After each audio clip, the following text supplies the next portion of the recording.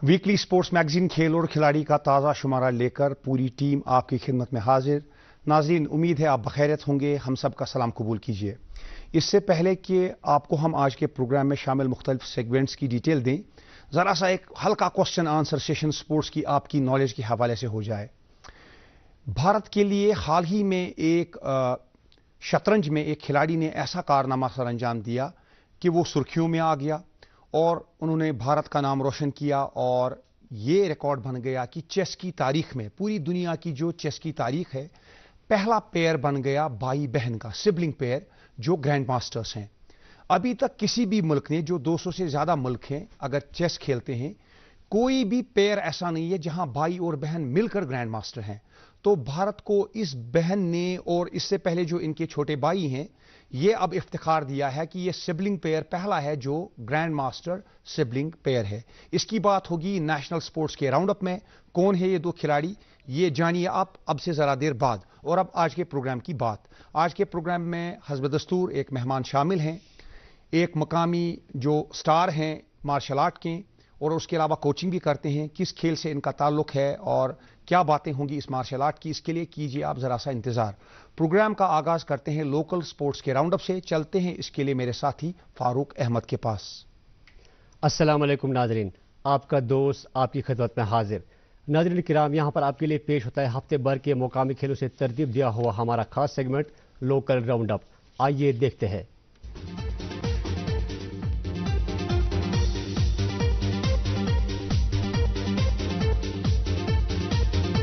आई league 2023-24 के और एक मुकाबले में गुज़श्ता कल रियल कश्मीर फुटबॉल क्लब और सिरनिधि दक्कन के दरमियान मुकाबला रहा बराबर।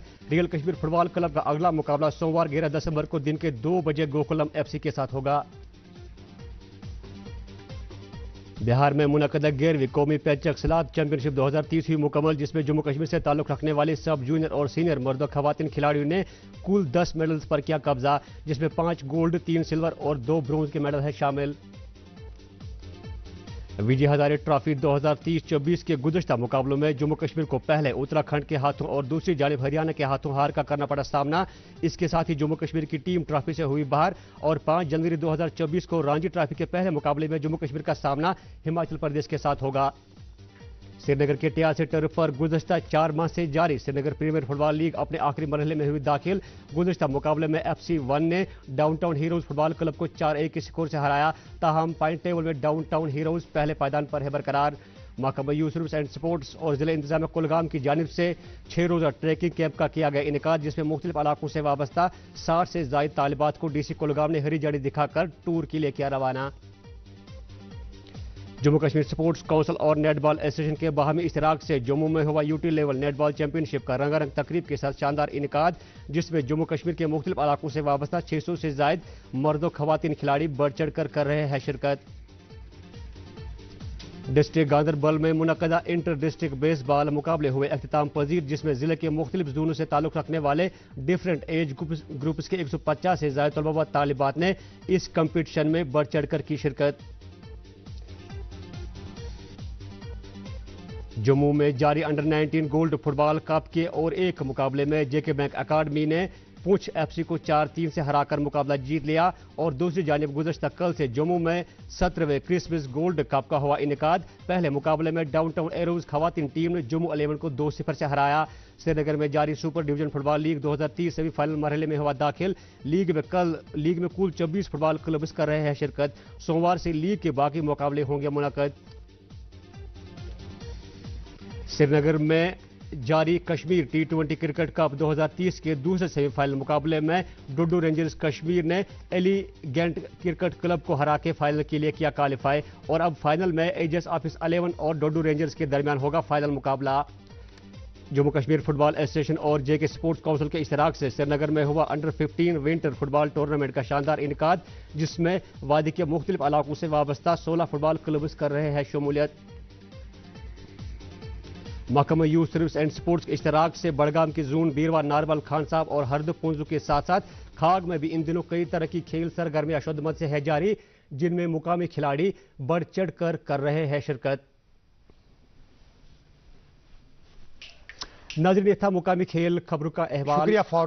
शुक्रिया फारूक। नाजरीन, अब बात करेंगे हम नेशनल और इंटरनेशनल स्पोर्ट्स की। यहाँ पर पहले आपको ये बता दें कि ये प्रोग्राम लाइव टेलीकास्ट हो रहा है आपकी खिदमत में डीडी कशिर चैनल के श्रीनगर स्टूडियो से, और ये प्रोग्राम यूट्यूब पर लाइव भी टेलीकास्ट होता है। यूट्यूब पर आप प्लेलिस्ट में जाइए डीडी कशिर चैनल पर, वहाँ पर आप खेल और खिलाड़ी के जो एपिसोड्स नशर होते हैं वो वहाँ पर मौजूद है। जब भी आप फ्री हैं आप देखें कि मकामी खिलाड़ियों क्या बोला है मुख्तलिफ खेलों के हवाले से, और क्या बातचीत हुई है इंफ्रास्ट्रक्चर के हवाले से और मुख्तलिफ टूर्नामेंट्स के हवाले से। और अब नजर डालते हैं नेशनल और इंटरनेशनल स्पोर्ट्स पर इस राउंड अप के साथ।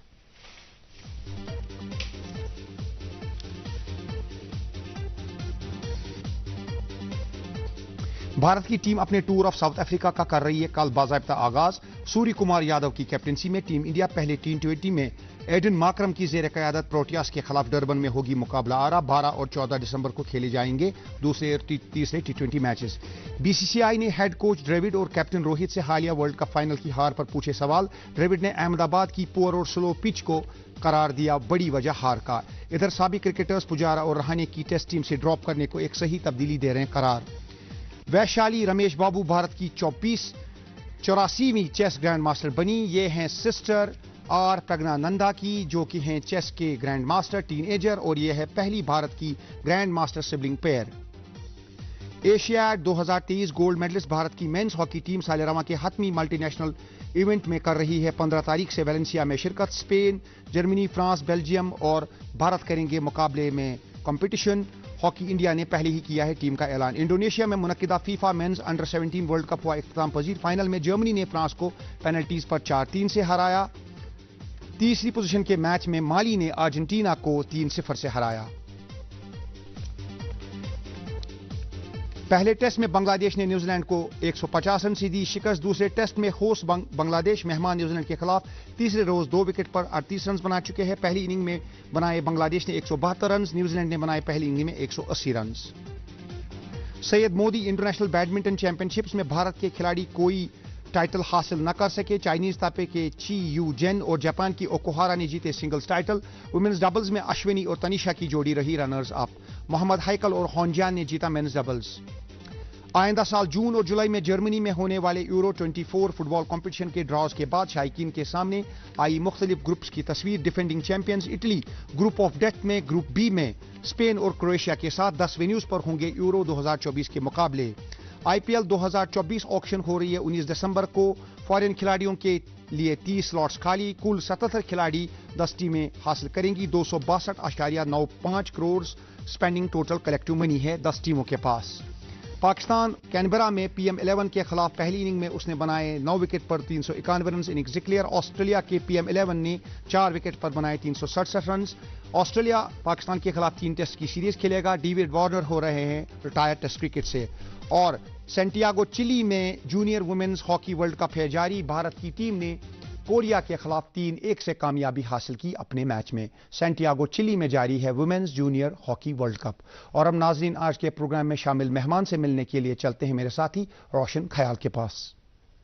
दोस्तों, दुनिया के कदीम तरीन मार्शल आर्ट खेलों में एक खेल है ताइक्वांडो।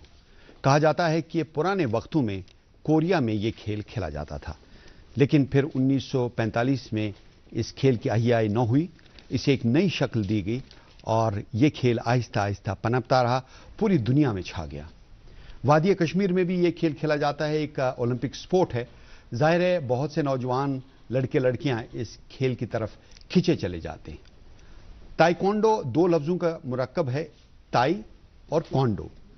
ताई का मतलब पंचिंग, क्वांडो का मतलब किकिंग, यानी किकिंग और पंचिंग का एक आर्ट, एक खेल। आज हमने अपने प्रोग्राम में इस खेल के हवाले से बात करने के लिए एक नौजवान खिलाड़ी को मदऊ किया है। आइए मिलते हैं सैयद ताहा शब्बीर से। सैयद ताहा, इस प्रोग्राम में खैर मकदम है आपका। Thank you so much. अस्सलाम वालेकुम रहमतुल्लाहि व बरकातहू। वालेकुम सलाम।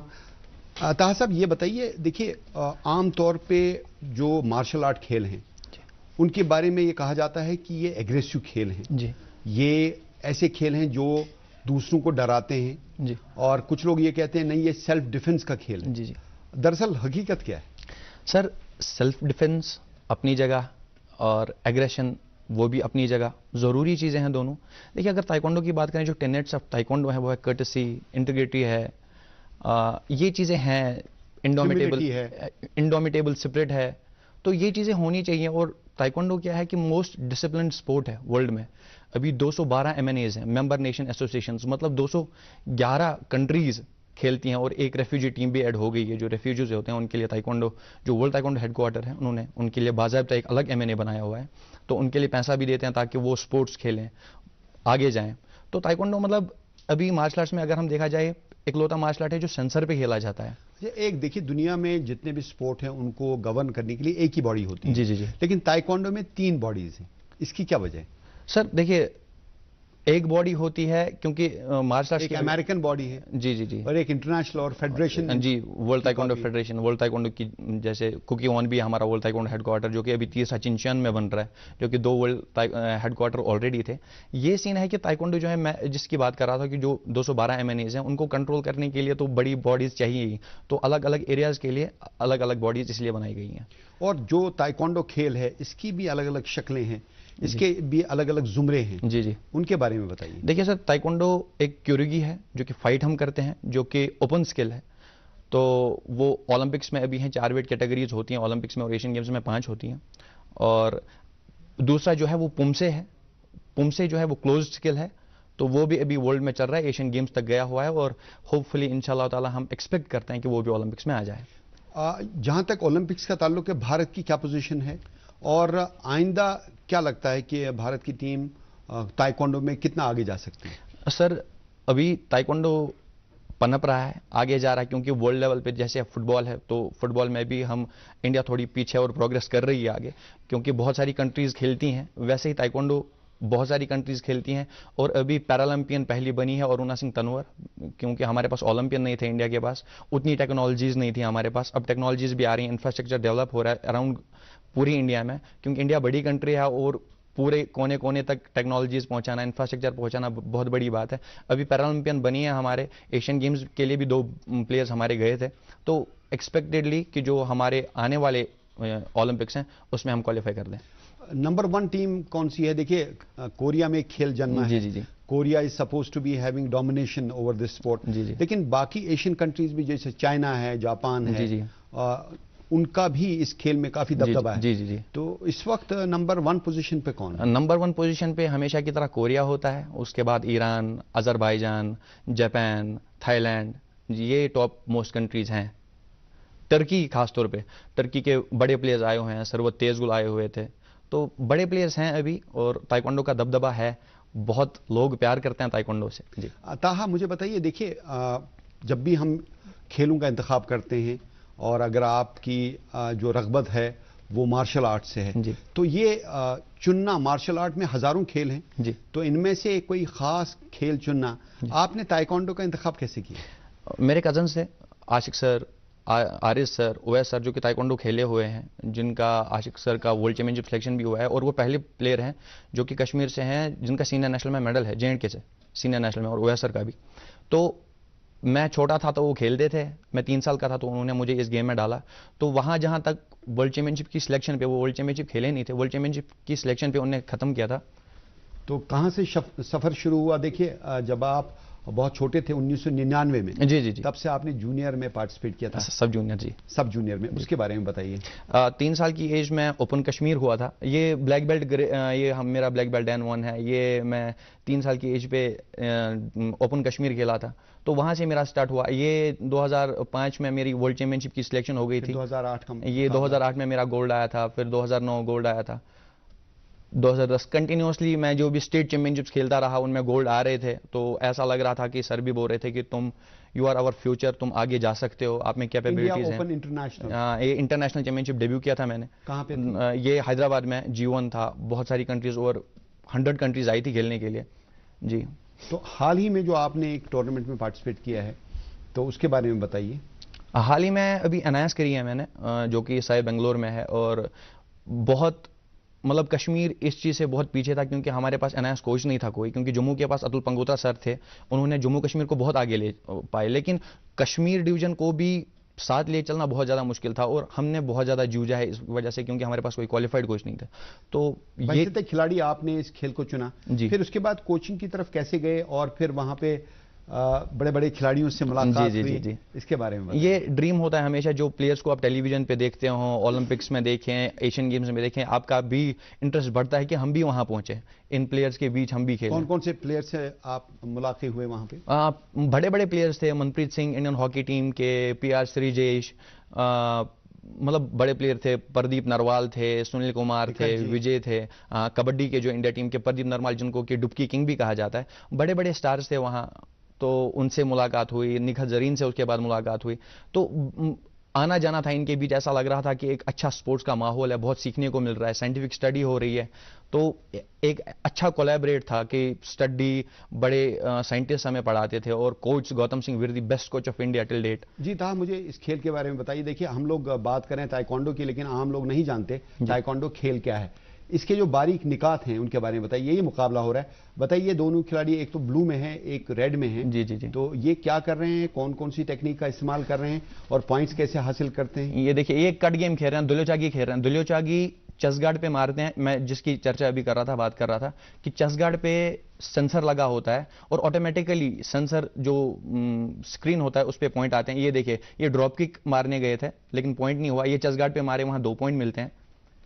और अगर सर पे किक मारी आपने? सर पे अगर सामने से किक मारी तो 3 पॉइंट, अगर रोटेट करके मारी तो 5 पॉइंट मिलते हैं। तो सबसे ज्यादा इंपॉर्टेंट ये है कि आप किक मारें और सर पे मारें, और रोटेट करके अगर मारेंगे आप तो सबसे ज्यादा पॉइंट मिलेंगे। जी। तो आप you can take a lead out of against the opponent. जी जी। और ये एरिना है, जी, ये जो मैट है, जी, इसमें ब्लू कलर का एरिया है, बीच में रेड कलर का एरिया है, और बॉर्डर जो है रेड कलर का। जी जी। इसकी सिग्निफिकेंस क्या है? ये देखिए सर, 10 बाय 10 का ये अरीना है, लेकिन अभी जो लेटेस्ट आया है वो ऑक्टेगन है, 8 साइड होते हैं उसके, और जो एक कोने से दूसरे। ये बहुत अच्छी किक मारी, जी, रोटेट करके इन्होंने किक ने रेड में ने ब्लू के सर पे मारी। जी जी जी। जो ये रेड में प्लेयर है, इनका नाम है आकाश भारद्वाज, और मेरे फ्रेंड है, बहुत अच्छा खेलते हैं ये। और ब्लू के प्लेयर भी बहुत अच्छा खेलते हैं। नेशनल चैंपियनशिप हो रही है ये, और अभी ताइक्वांडो का लेवल जो है इंडिया में बहुत अच्छा पनप रहा है, तो हम अपेक्षा कर सकते हैं कि हम जल्दी ओलंपिक्स में अपना। इसमें प्रोटेक्टिव गार्ड क्या क्या है? एक तो आप हेड गियर है जी, चेस्ट गार्ड है जी, और कौन सा कोई शिन गार्ड वगैरह जी पहनते जी हैं? शिन गार्ड होता है, ग्रोइंग गार्ड होता है, आर्म गार्ड होता है, हमारा गम शील्ड लगा होता है हमारे दांतों में, ताकि कोई इंजरी ना हो। गम शील्ड तो बहुत इंपॉर्टेंट है, वो बॉक्सिंग में हर ऐसे खेल में जहां पे अटैक का खतरा हो, जहां पे पंचेस का खतरा हो, मुंह पे लगने का, जी, तो वहां गम शील्ड की तो जरूरत है। तो देखिए, कई बार ऐसा होता है कि ये जो हेलमेट है, जो हेड गियर है, स्लिप हो जाता है, निकल जाता है, और उससे आप you are in a disadvantageous position. जी जी जी। How important is to wear your equipment properly? देखिए सर, इरिटेशन होती है अगर आपका हेड गार्ड ऐसा होना चाहिए कि हमारा फोकस सिर्फ अपोनेंट पे होना चाहिए, अपनी गेम पे होना चाहिए, हम कौन सी टैक्टिक्स यूज कर रहे हैं गेम में। अगर ऐसा कभी भी होता है कि हमारा शिन का जो वो कांटा खुल जाता है, तो उसकी वजह से हमारा जो ध्यान है ना वो भटक जाता है अपनी गेम से। और जब मैच होता है उसके बाद दोनों खिलाड़ी जी बगलगीर होते हैं, एक दूसरे को रिस्पेक्ट देते हैं सर, हाथ मिलाते हैं। जी। प्रैक्टिस कितना इंपॉर्टेंट है ताइक्वांडो में, और सर, किस तरह की प्रैक्टिस आप करते हैं?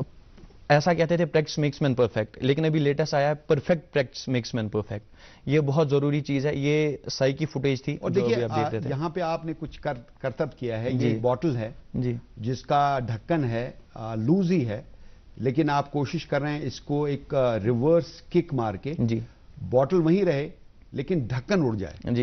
ये तो जैसन के लिए कितनी प्रैक्टिस की थी? ये जैसन स्टैथम का एक चैलेंज था, उनने करा था पहले, जो कि हॉलीवुड एक्टर हैं और मार्शल आर्टिस्ट हैं। तो उनने चैलेंज करा था कि वो यही बॉटल खोल के, बॉटल कैप चैलेंज जो था, तो उसके बाद पूरी वर्ल्ड में फैल गई थी, तो मैंने भी ट्राई करा था और हो गया था। देखिए, आपने कहा किकिंग बहुत इंपॉर्टेंट है, क्योंकि किकिंग में आप सबसे ज्यादा पॉइंट्स हासिल करते हैं। जी जी जी। तो इसके लिए कौन सी प्रैक्टिस करते हैं आप? ये खास किक मारने के लिए प्रैक्टिस करते हैं आप, अपनी टांग को पूरा आपके जी सर तक ले आते हैं जी। तो ये प्रैक्टिस कितनी मुश्किल है, और यहाँ पर आप किकिंग का इस्तेमाल कर रहे हैं? जी जी जी। ये कौन सा मैच है? ये स्टेट चैंपियनशिप का मेरा सेमीफाइनल मैच था। आप किस ब्लू में? ब्लू में हूं मैं, और यहाँ एक प्लेयर को मैंने नॉकआउट किया था। और यहाँ देखिए, इसका हेड गियर निकल गया। जी, हेड गियर निकल गया था, और जो लगी थी। एक प्लेयर दूसरे प्लेयर का ख्याल रखता है, जरूरी होता है कि हम जीतें। तो ये बताइए, देखिए चोट की बात हमने की, ये खेलते खेलते चोट लगती है जी। बदकिस्मती से कुछ साल पहले 2021 में आपको चोट लगी थी, वो चोट क्या थी और कैसे आप फिर दोबारा से रिकवर हो पाए? मेरा पहले सीनियर नेशनल में 2018 में प्री क्वार्टर फाइनल में मैच चल रहा था, और मैं लीड पे था, और मेरा ACL ट्विस्ट हुआ था। नी का लिगामेंट, और ग्रेड 2 लिगामेंट टियर हुआ था या? जी टॉर्न हुआ था, ग्रेड 2 हुआ था। तो अभी इंडिया टीम में नाम भी आया था G1 के लिए, जो ओलंपिक रैंकिंग इवेंट था 2019 में, तो मैं वहां चला गया और कंप्लीट टॉर्न हुआ। तो फिर टोन के लिए तो आपको जरूरी है सर्जरी जी। फिर 2000 सर्जरी के बगैर जो लिगामेंट टियर हुआ है जी उसको जोड़ना बड़ा मुश्किल है जी। तो फिर जब MRIs किए तो वहां पता चला कि एक तो टॉर्न है, ACL टॉर्न है, और उसके साथ जो मीडियल मेनिस्कस है वो भी टॉर्न हो चुका था। और फिर 2021 में मेरी सर्जरी हुई, अल्हम्दुलिल्लाह, शुक्र है अल्लाह का कि अर्शिद बशीर साहब ने सर्जरी करी और इट वेंट सक्सेसफुल। तो उसके बाद बहुत मुश्किल था। Was it one of the important reasons why you changed the track from playing to coaching? Yes, क्योंकि मैं क्यूरिगी प्लेयर था, तो मेरे सर ने मुझे बोला था तू पुमसे में आ जा, क्योंकि फाइट नहीं करनी पड़ेगी वहां। तो फिर ऐसा लगता था, नहीं पहले ही मुझे कोचिंग का था कि हाँ मैं NIS जाऊं, वहां सीखूं। और जब मैं वहां गया, इसकी वजह से ट्रिगर हो गया ये। जी बिल्कुल। और आशिक सर ने भी बोला कि इतना साल से तू खेला है, तेरे में पोटेंशियल है, if one can do it you can do it too, if no one can do it you must do it, क्योंकि तेरे पास वो एक्सपीरियंस है, तो तुमने ये चीजें झेली हैं, तो तुम्हें करना चाहिए। तो हो गया, फिर एग्जाम दिया, पहले रिटन हुआ, फिर वाइवा हुआ, उसके बाद फिजिकल टेस्ट हुआ और स्किल टेस्ट हुआ। मल्टीनेशनल कंट्रीज होती हैं, मात्र 20 सीटें होती हैं, और मेरा 16th रैंक था, और हो गया। और जब मैं वहां से आया तो अभी मुझे लग रहा है कि जो मैंने वहां सीखा मैं खुद पे अप्लाई करूं और खुद खेलूं। उसके बाद जो मेरे पास नॉलेज है, जो मैंने सीखा है, वो मैं पूरे कश्मीर में जितने भी बच्चे हैं उनको दूं। आप पहले ऐसे हैं कश्मीर के जिन्होंने डिप्लोमा हासिल किया है जी ताइक्वांडो में। आमतौर पे कहा जाता है स्पोर्ट्स में करियर चुनना और करियर हासिल करना, जी, देखिए you play sport as a hobby, जी, but to convert your hobby into a profession, जी, how difficult that is, and is there any potential in turning your hobby into your profession? Sir, पहली बात है आपको interest होना चाहिए। आप पूरे इंटरेस्ट से गेम को ऑप्ट कर रहे हो और आपको पता होना चाहिए कि आपका फ्यूचर है। और अगर आपको नौकरी नहीं मिलती, जी, जैसे आपने डिप्लोमा किया, जी, आपने अपनी जिंदगी लगा दी स्पोर्ट के लिए, जाहिर है कि स्पोर्ट आपने इसलिए नहीं खेला कि आपको कुछ मिलेगा, लेकिन स्पोर्ट आपका पैशन था, आपने खेला। लेकिन क्या आप बहसीत खिलाड़ी इसको प्रोफेशन बना के अपना रोजगार हासिल कर सकते हैं? क्योंकि ये बहुत इंपॉर्टेंट क्वेश्चन है। देखिए, स्पोर्ट को खेलना और उसको अपना प्रोफेशन बनाना, उसको एक मीन्स ऑफ लाइवलीहुड बनाना, ये बहुत इंपॉर्टेंट है आजकल की जनरेशन के लिए। ऐसा है कि NIS करके आया हूं, अभी कोई कोच नहीं है मार्केट में, अभी कश्मीर में मैं इकलौता NIS हूं। तो मेरी ये खुद भी चाहे कि जो चीज़ें मैंने सही हैं, जो जूझा हूं मैं, क्योंकि क्वालिफाइड कोच कोई नहीं था, अपने से ट्रेनिंग करते थे, साइंटिफिकली हम ट्रेन नहीं करते थे। अब मैंने करा है, तो अगर मैं कोई भी एकेडमी डालता हूं तो उसमें प्लेयर्स को ट्रेन करूंगा, तो मुझे जॉब करने की, अगर आपको सरकारी नौकरी नहीं मिलती है जी, उसके बावजूद भी आप अपनी एकेडमी शुरू कर सकते हैं जहां पर नौजवान खिलाड़ी को ट्रेन कर सकते हैं, तो वो आपके लिए जरिए माश होगा और उनके लिए एक प्लेटफॉर्म होगा जहां पर वो सीख सकते हैं और इस खेल में आगे जा सकते हैं। आगे आपके इसके अलावा, एक एकेडमी खोलने के अलावा, आगे आपकी क्या मंशा है और आपका टारगेट क्या है? क्योंकि देखिए, मार्शल आर्ट हो या कोई और स्पोर्ट हो, जब तक आप नर्सरी से स्टार्ट नहीं करेंगे, किसी स्पोर्ट को और डेवलप करना बड़ा मुश्किल है। चाहे फुटबॉल हो, हॉकी हो, कोई भी गेम हो, बचपन से ही छोटे छोटे बच्चों को आप तरबियत देंगे, तब जाके आपके आगे बड़े बड़े स्टार्स पैदा होंगे। तो इस बारे में आपके क्या ख्यालात हैं? सर, मेरा ये मानना है कि पढ़ाई बहुत इंपॉर्टेंट है एक प्लेयर के लिए।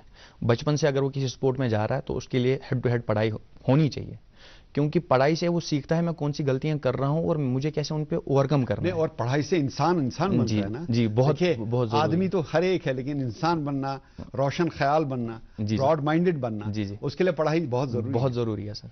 तो मेरा अभी भी यही है कि मैं अभी मास्टर्स कर रहा हूँ, MPEd कर रहा हूँ मैं माशकोम्बरी यूनिवर्सिटी से, और उसके बाद होपफुली मैं PhD कर लूँ, डॉक्टरेट कर लूँ। क्योंकि मेरा ऐसा मानना है, लोग कहते हैं कि अगर sports can't go with studies, अगर आप स्पोर्ट्स में अच्छे हैं तो आप स्टडीज में अच्छे नहीं हो सकते, अगर आप स्टडीज में अच्छे हैं आप स्पोर्ट्स में नहीं हो सकते। मैं लोगों का जहन जो है ये, लेकिन कई ऐसे खिलाड़ी हमारे सामने हैं जिन्होंने अपने स्पोर्ट को अपना करियर बनाया और हर मैदान में जहां उन्होंने कदम रखा वहां कामयाबी हासिल की। बहुत सारे नाम हम गिनवा सकते हैं जो बहुत बड़े बड़े स्पोर्ट्समैन थे और बहुत बड़े बड़े डॉक्टर, इंजीनियर बने। तो ऐसी बात नहीं है कि स्पोर्ट्समैन को एक एक्स्ट्रा ऑर्डिनरी एडवांटेज होता है। देखिए, एक स्पोर्ट्समैन एक ऑर्डिनरी एक स्टूडेंट से हमेशा 2 कदम आगे होता है। लेकिन ये बात है कि आपको you have to channelize your potential, आपको सही डगर पे चलना है और मंजिल आपके कदमों में आ जाएगी। जी, बिल्कुल सर। आप बात कर रहे थे Akbar Khan, cyclist, senior national gold medalist, Asian track championship, 3 times all India university gold medalist, and doctorate. Perfect example that study can go with sports. At the top notch level. तो सही बात है, सीधी सी बात है, आप किसी भी इंसान को जो स्पोर्ट्स में उसको अंडर एस्टिमेट ना करें कि ये पढ़ाई में अच्छा नहीं हो सकता, ये बिल्कुल गलत बात है। मुझे बताइए, what else Kashmir in sports? क्या चीजें हैं जिनकी वजह से हम स्पोर्ट्स में उतनी तेजी से आगे नहीं बढ़ रहे हैं, जी, खास तौर पे मार्शल आर्ट्स में, जितनी तेजी से बढ़ने की सलाहियत हमें मौजूद है? जी सर, पहले ही चीज़ है, हमें विंटर जो है हमें थोड़ा बहुत पीछे ले जाता है, क्योंकि माइनस टेम्परेचर हो जाते हैं और हमारे पास हर एक डिस्ट्रिक्ट में वैसे स्टेडियम्स नहीं थे अब तक, जो कि अब बन रहे हैं। अब तक वो इंफ्रास्ट्रक्चर डेवलप नहीं था जो अब हो रहा है। अभी आप देखिए नेशनल गेम्स में कितने मेडल हमने लाए, बहुत ज्यादा लाए। और मार्शल आर्ट्स लद्दाख में साई का एक सेंटर है, जी, स्पोर्ट्स अथॉरिटी ऑफ इंडिया, जहां से आप ट्रेनिंग करके, आप तो वहां से चंडीगढ़ से ट्रेनिंग करके आए, चंडीगढ़, बेंगलोर से। लेकिन हमारे यहाँ भी रियासत में साई का एक ही स्टेशन है, एक ही प्लेटफॉर्म है, वो है लद्दाख में। आप समझते हैं कि कश्मीर में और जम्मू में भी साई के 2 प्लेटफॉर्म होने चाहिए? सर, वहाँ जो है लद्दाख में बहुत अरसों से, बहुत टाइम से वहाँ एक है स्पोर्ट्स अथॉरिटी ऑफ इंडिया का जो एक सेंटर है ताइक्वांडो का, जो कि एली सर चला रहे हैं, जहीर अब्बास उसके कोच हैं। तो हमारे यहाँ अभी खेलो इंडिया सेंटर बना है जो कि श्रीनगर में है, अभी शुपियां में भी बना है। आप क्या समझते हैं ताइक्वांडो का फ्यूचर कैसा है? ताइक्वांडो का फ्यूचर ब्राइट है सर, अभी अच्छे हाथों में है, सेफ हैंड्स में है ताइक्वांडो, क्योंकि अभी जो सर्टिफिकेट कोर्स करके कोच आ रहे हैं वो अभी खेलो इंडिया सेंटर में है। और जब तक अतुल सर का हाथ हमारे सर पे है, क्योंकि उन्होंने बहुत ज़्यादा खेला है, कुछ 100 से ज़्यादा इंटरनेशनल्स हैं उनके, इंडिया टीम के कोच भी हैं, और ओलंपिक में जो टॉप 50 ऑफिशियल्स हैं उनमें भी उनका नाम आया था, लेकिन बदकिस्मती की वजह से वो ज्वाइन नहीं कर पाए थे। बट अगर उतनी ज़्यादा वो नॉलेज के हब हैं और बहुत ज़्यादा साइंटिफिक नॉलेज है उनको, और खुद खेले भी हैं, इंटरनेशनल प्लेयर भी रह चुके हैं, उनके साये में भी होना बहुत बड़ी बात है। और मैं भाग्य समझता हूं अपना कि वो मेरे कोच हैं, along with Ashiq sir, OS sir, Arif sir. इन लोगों की वजह से मुझे बहुत ज़्यादा सपोर्ट मिला अब तक, और होपफुली और भी मिलेगा, क्योंकि अभी मुझे खुद भी खेलना है और खिलाना भी है बच्चों को। सैयद ताहा, आप हमारे प्रोग्राम में आए, आपने ताइक्वांडो के बारे में बहुत मुफीद जानकारी हमें फराहम की, आपका बहुत बहुत शुक्रिया जी। और नाज़रीन, प्रोग्राम के आखिरी हिस्से में अब चलते हैं इमरान गुल के पास। शुक्रिया रोशन भाई। नाजरीन, जब ताहा बात कर रहे थे रोशन भाई के साथ, तो जब साई का जिक्र हुआ और कितने बड़े बड़े खिलाड़ियों के नाम जो है उन्हें लिए, मनप्रीत सिंह और निखत जरीन और बहुत सारे, इन खिलाड़ियों से मिलना सचमुच में a treat, a real you can say an achievement.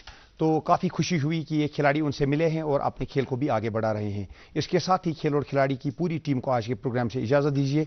इस प्रोग्राम का रिपीट टेलीकास्ट होगा आज रात 9:30 पर DD कशिश चैनल से। ज़रूर एंजॉय कीजिएगा। इजाज़त दीजिए, खुदा हाफिज़।